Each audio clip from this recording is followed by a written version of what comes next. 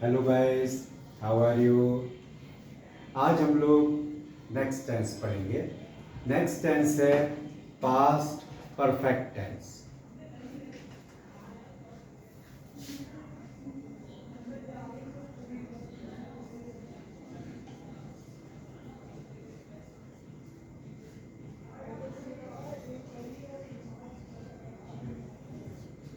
Past perfect tense पढ़ने से पहले हम लोग इसके आइडेंटिकल वर्ड्स समझेंगे। पास्ट पास्ट परफेक्ट टेंस के आइडेंटिकल वर्ड्स क्या है। ये है आपके चुका था, चुकी थी और चुके थे। साथ ही साथ बड़े आ का डंडा था, बड़ी ए की मात्रा थी, बड़ी ए की मात्रा थे। यानी कि हम बाजार गए थे। मैंने पुस्तक पढ़ी थी। मैं काम कर चुका था। तो these all sentences belongs to past perfect tense. इसका मतलब ये होता है कि हमने यस्टरडे में एक वर्क को स्टार्ट किया और यस्टरडे में ही उस वर्क को कंप्लीट कर लिया। इस तरह के सेंटेंस पास्ट परफेक्ट टेंस के अंदर आते। So first of all we will go for affirmative sentence.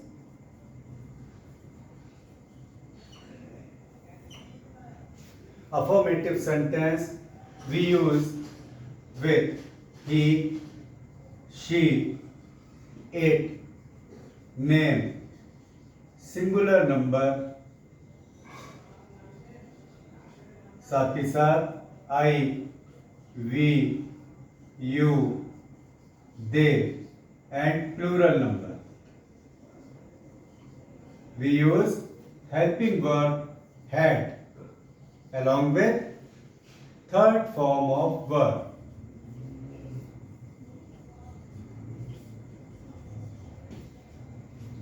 We will take one example. Mohan खाना खा चुका था। ये सेंटेंस भी हो सकता है, साथ साथ ये सेंटेंस भी हो सकता है मोहन ने खाना खाया था। Both sentences belongs to past perfect tense. इसकी इंग्लिश क्या बनेगी translation? Mohan, we will use helping verb had. And what is the third form of eat? Eat, ate and eaten. This is third, this is second, this is first. So we will use third form of verb. Mohan had eaten food. Okay?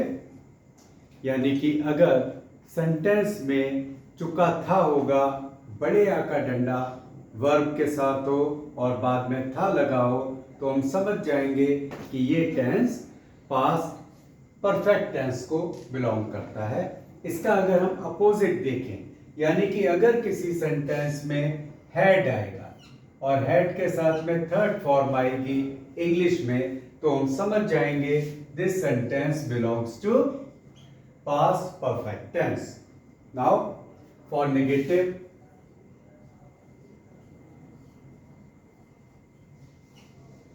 in negative we will use had not along with third form of verb.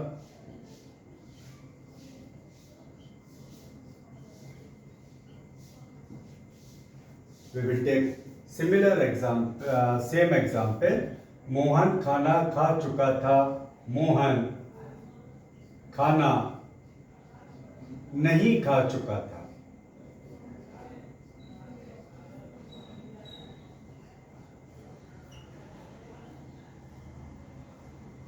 क्या बन जाएगी इसकी English? इसकी translation होगी Mohan had not, with third form of verb eaten food. Okay, हमें simply had जहां पर हमने यूज किया है, हैड के बाद हमें नॉट लगा देना है।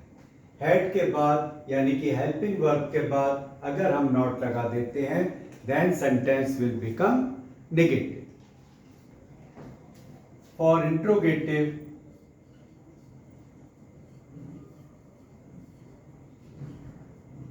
as usual we will use had before subject and third form of verb.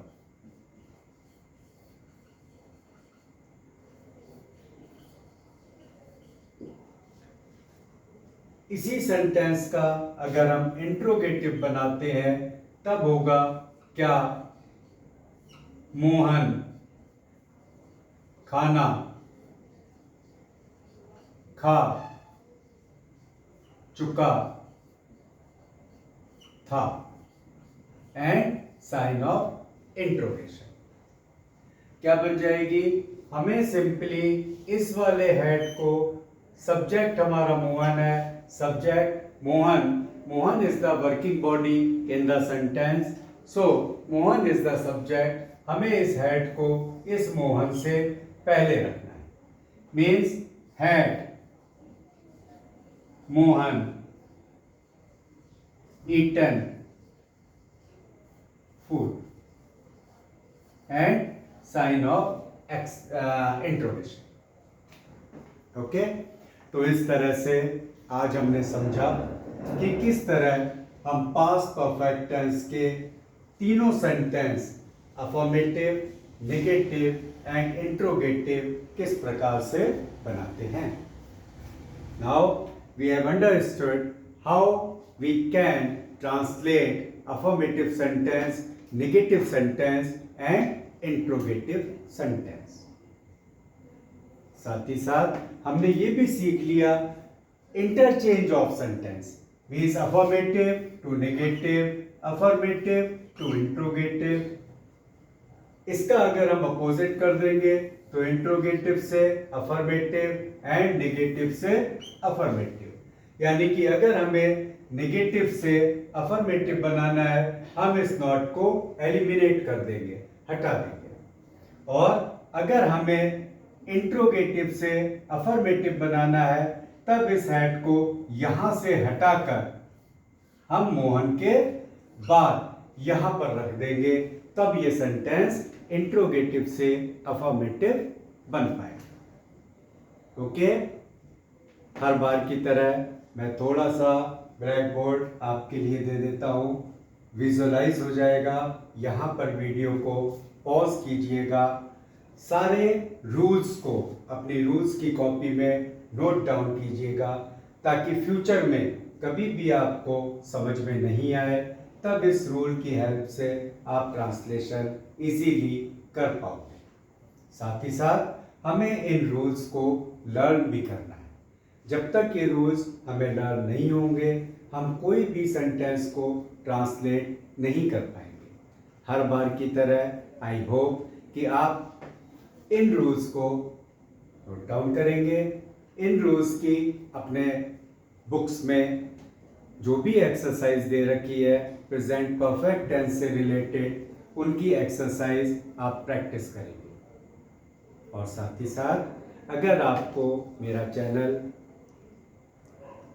अच्छा लगता है, आपको वीडियोस समझ में आती हैं, तो आप वीडियोस को लाइक करिएगा एंड चैनल को सब्सक्राइब करिएगा। Okay, good bye for now.